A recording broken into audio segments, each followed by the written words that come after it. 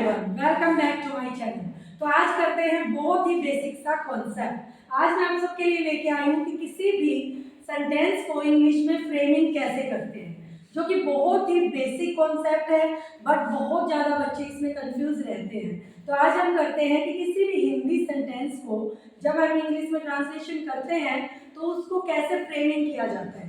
सबसे पहले आपको जानना है कि किसी भी सेंटेंस को फ्रेम करने के लिए हमें 3 चीज़ों की ज़रूरत होती है। अगर कोई सेंटेंस आपको बनाना है तो 3 चीज़ें हैं जो कि कंपलसरी है, उसके अंदर होनी चाहिए।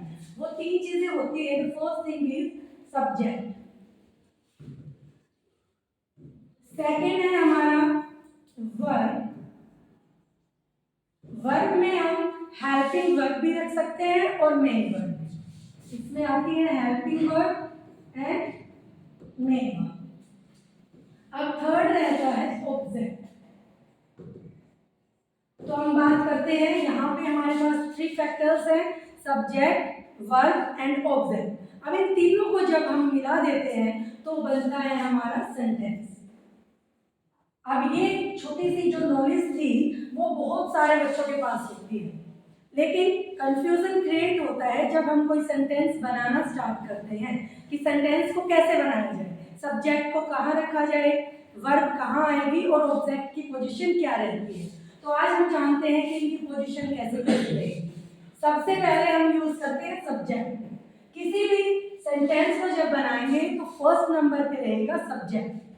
सेकेंड नंबर पे अगर हेल्पिंग वर्ब गिवन है, हेल्पिंग वर्ब जैसे कि होती है हमारी is, am, are, was, were, has, have, इस टाइप से हमारी हेल्पिंग वर्ब्स बनती हैं। और अगर हेल्पिंग वर्ब गिवन नहीं है तो हम यूज करते हैं मेन वर्ब। मेन वर्ब आप सबको पता होगा, जिसको नहीं पता है उसकी इंफॉर्मेशन के लिए, मेन वर्ब का मतलब है कि कोई भी काम हम जो करते हैं, एक्टिवेट रहते हैं किसी काम को करने के लिए। जैसे मैं अभी आपको पढ़ा रही हूँ, मेरा काम है टीचिंग करने का, मैं अभी आपको टीच कर रही हूँ, आप सुन रहे हो, आपका वर्क है लिसनिंग का। तो लिसन एंड टीच दोनों ही वर्ब होती हैं। वर्ब हमारी मेन वर्ब में जैसे खाना, पीना, सोना, नहाना, जंप, कूदना, नाचना, गाना, सारी की सारी हमारी मेन वर्ब होती है। उसके बाद रहता है हमारा object, remaining part of any sentence. जो भी चीज लास्ट में बचती है वो है हमारा ऑब्जेक्ट का काम करेंगे। तो फर्स्ट आता है subject, after that we use helping verb if it is given, अगर नहीं है तो main verb, and after that we use object. तो ये 3 फैक्टर्स है जो हमारे सेंटेंस को फ्रेमिंग में बहुत हमारी हेल्प करते हैं। इसी को लेके हम सेंटेंस को फ्रेम कर सकते हैं। तो जो बेसिक लर्नर्स है वो स्टार्टिंग में सोचते हैं कि किसी भी एक हिंदी के सेंटेंस को इंग्लिश में ट्रांसलेट किया कैसा जाए। तो आज हम सीखेंगे कि कैसे हम सब्जेक्ट किसी भी हिंदी के सेंटेंस को कैसे ट्रांसलेशन कर सकते हैं, या फिर अगर आप इंग्लिश बोलना सीखना चाहते हैं तो स्टार्टिंग कैसे की जाए। तो देखते हैं हमें।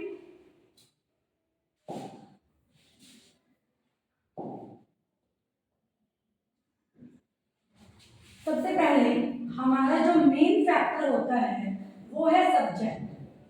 कि अगर आप कोई भी सेंटेंस बोलना चाहते हो, जैसे मैं आपको बोलती हूँ कि मैं इंग्लिश पढ़ाती हूँ, एक फर्स्ट छोटी सी मैंने कोई हिंदी का सेंटेंस रखा कि मैं इंग्लिश पढ़ाती हूँ, तो कई बार कंफ्यूजन रहते कि how to start that line, कि स्टार्टिंग कैसे की जाए। तो आप आज आप सीखते हैं कि क्या क्या सब्जेक्ट हमारे पास हो सकते हैं। क्योंकि सबसे पहले सब्जेक्ट को ही आपको रखना है।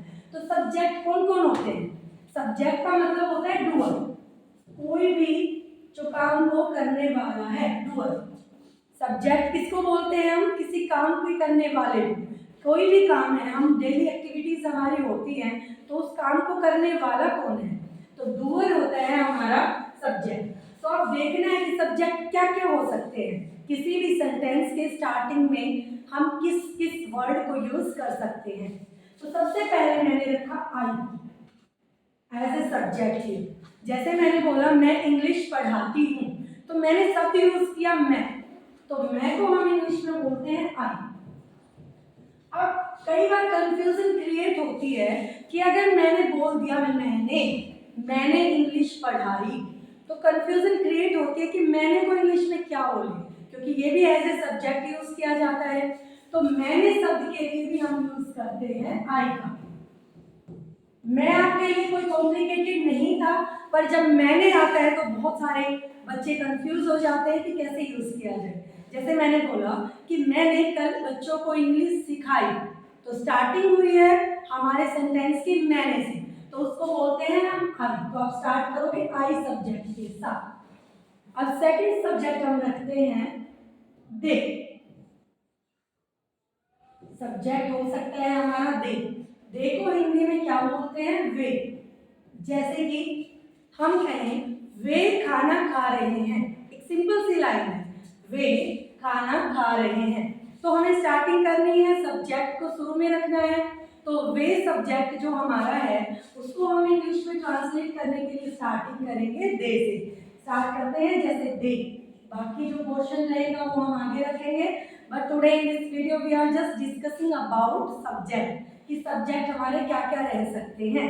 अब इसमें डाउट क्रिएट होता है कि वे तो बहुत सारे बच्चों को पता होता है, पर कंफ्यूजन होती है अगर आ जाए उन्होंने। अगर हिंदी सेंस में हमें बोलना है उन्होंने मुझे पैसे दिए, तो हम कंफ्यूज हो जाते हैं कि उन्होंने के लिए हम क्या बोले। तो आज आपका कंफ्यूजन क्लियर होने वाला है। उन्होंने शब्द के लिए भी हम इंग्लिश में यूज करते हैं देगा। ये किस फॉर्म में है वो हम अगली वीडियो में डिस्कस करेंगे, लेकिन आज सिर्फ आपको यही सीखना है कि अगर हिंदी बोलते हुए आपको उन्होंने शब्द का इस्तेमाल करना है तो आप इंग्लिश ट्रांसलेशन में उसकी जगह रखिएगा दे। तो वे उन्होंने दोनों शब्द के लिए हम रखेंगे दे एज ए सब्जेक्ट। अब आगे आता है यू।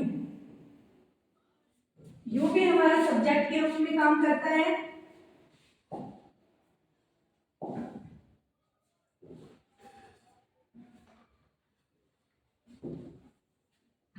यू, यू को हम क्या बोलते हैं? यू का मतलब होता है तुम। जैसे कभी भी आपको हिंदी में कोई लाइन बनानी है और उसको स्टार्ट करना है तुमसे, तुम शब्द जब भी आप सुनोगे तो आपका माइंड एक्टिवेट होना चाहिए कि हमने ये वीडियो देखी है या फिर हम ऑलरेडी हमें इस चीज़ की नॉलेज है कि हमें हमारा जो सेंटेंस है वो स्टार्ट करना है यू से। जैसे हम बोलते हैं तुम इंग्लिश पढ़ा रहे हो, तो स्टार्टिंग हमारी होगी एज ए सब्जेक्ट रखा जाएगा यू को। अब देखो नेक्स्ट आता है हमारा we as a subject. We का मीन होता है हिंदी में हम। जब भी आप बात करते हो हमसे रिलेटेड, जैसे आपको कहना है हम पढ़ रहे हैं, एक सेंटेंस है, very common sentence it is कि हम पढ़ रहे हैं। तो स्टार्टिंग कैसे की जाए? बहुत सारे जो बिगिनर्स हैं उनको कंफ्यूजन होता है कि एक सेंटेंस को फ्रेम ही कैसे करना है। तो स्टार्टिंग में हमें रखना है, जैसे ही हम सुनते हैं तो हमें रखना है वी को। हम के लिए यूज होगा वी। तो हमने अभी रीड किया कि आई के लिए हम यूज करते हैं मैं और मैंने। जब भी बोला जाएगा मैं ऐसा करता हूँ, मैंने ये किया, तो दोनों ही सेंस के लिए हम यूज करते हैं आई को। वे और उन्होंने, अगर आपको कहना है कि वे खाना खा रहे हैं, वे जा रहे हैं, वे सो रहे हैं, तो स्टार्टिंग आपकी होगी दे से। और इसी के साथ साथ हमने एक्सेप्शनल में देखा कि अगर उन्होंने दे रखा है तो भी हम किसको यूज करेंगे? दे को। उन्होंने मुझे मारा, उन्होंने मुझे पैसे दिए, उन्होंने मेरी क्लास अटेंड की, ऐसे सेंस बनते हैं हमारे पास्ट में। अब बात करते हैं हम नेक्स्ट। अब लेते हैं कुछ और। अब बात करेंगे, जैसे हमने करना है he and she. He and she, ये भी दोनों ऐसे सब्जेक्ट यूज किए जाते हैं। तो कैसे यूज करते हैं और इनको बोलते कैसे हैं? आपने स्टार्टिंग से सिंस योर चाइल्डहुड आपने सुना होगा कि मतलब वह, शी मतलब भी वह। बट कई बार इसमें भी एक एक्सेप्शनल है कि कंफ्यूज करता है। अगर इंग्लिश स्पीकिंग में यूज करना है तो कैसे यूज करना है? ही और सी को मैं समझा देती हूँ कि दोनों का मीन होता है वह। बट ही को आप यूज करते हो बॉय के लिए and she denotes for a girl. किसी भी लड़की की बात करेंगे तो हम लगाते हैं शी। ही और शी दोनों की सेंस बनती है वह। जैसे मैं कहती हूँ कि वह पढ़ता है, लड़का है तो ही से स्टार्ट करिएगा, लड़की है तो शी से स्टार्ट करेंगे।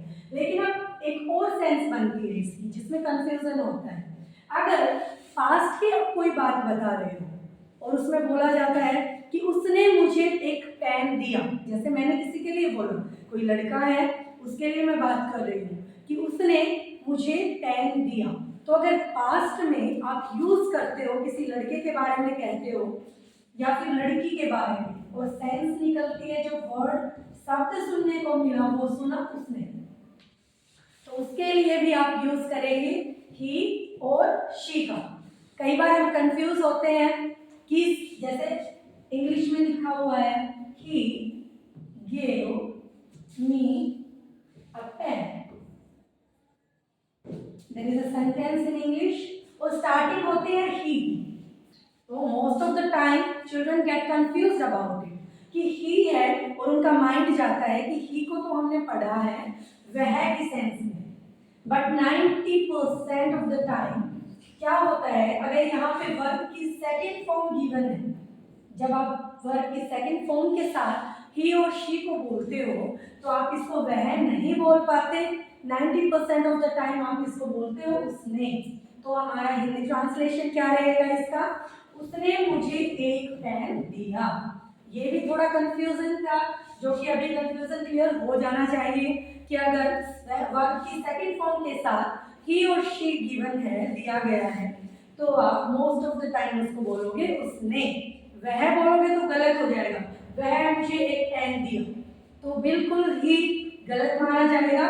लेकिन हाँ 10% केसेस में वह का केस भी बनता है, बट आपको समझाना चाह रही थी कि आप इसको मोस्ट ऑफ द टाइम बोलोगे उसने, चाहे वो लड़की की बात है चाहे वो लड़के की बात है। तो ही शी भी हमने समझ लिया।